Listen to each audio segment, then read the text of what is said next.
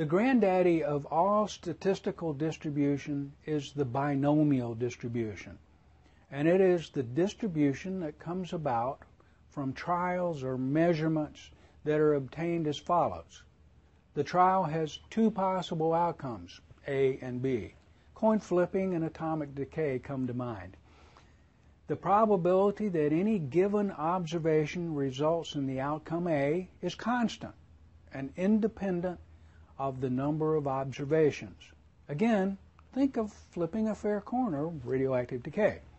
The probability that any given observation results in outcome A is constant and independent of the number of observations.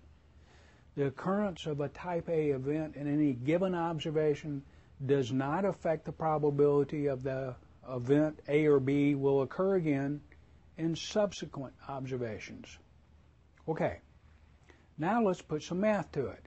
If we let P be the probability that an observation is type A, then by definition, 1 minus P is the probability that the observation is of type B.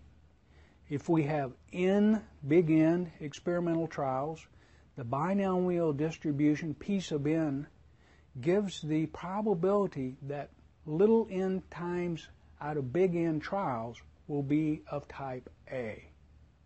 Cool! Let's use this to work a problem. What is the probability of getting 25 heads and 50 tosses of a fair coin? Looks familiar. Oh yeah, we asked that earlier.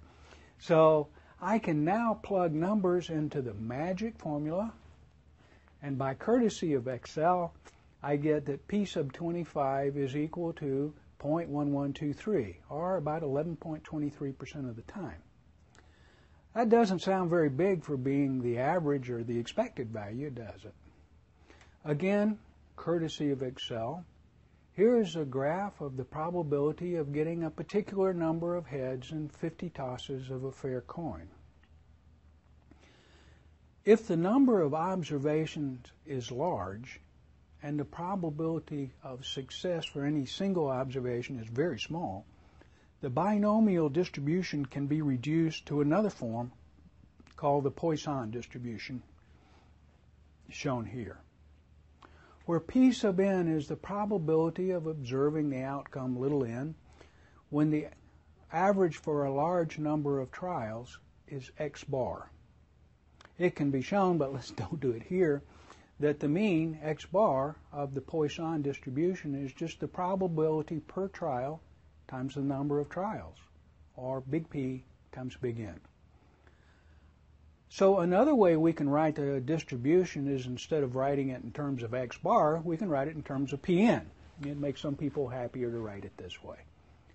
The important fact for us nuclear types is that the standard deviation of a Poisson is just the square root of x bar, the expected value. So let's regroup here and look at some definitions. Let's define x bar sub e, oh wow, as the experimental mean of a set of measurements. Sigma square is the symbol that statisticians use for the variance. The variance is just the square of the standard deviation, as this symbol itself reminds us. We expect the distribution for a set of measurements to be well approximated by a Gaussian. Huh? Why Gaussian and not a Poisson? And the standard deviation is given by the square root of x bar sub b. Huh? On the surface, this makes no sense at all. Poissons are for discrete values, integer counts, the number of times you flip heads. Gaussians are set up for real numbers. Last I checked, counts are most definitely not a real number, right? It's really hard to get 14.27 counts. But it turns out, and I'll show you in just a second, this works very well.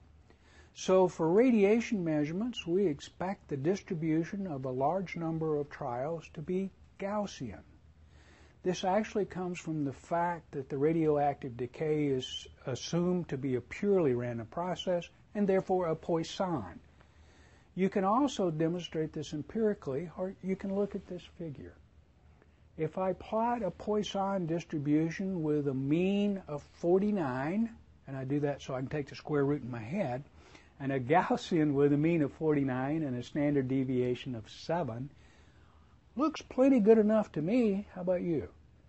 We also expect any measurement that has a sufficient number of counts will have a value close to the mean. Or said another way, x is approximated very well by x bar sub e. Therefore, we think the standard deviation is the square root of this x bar sub e.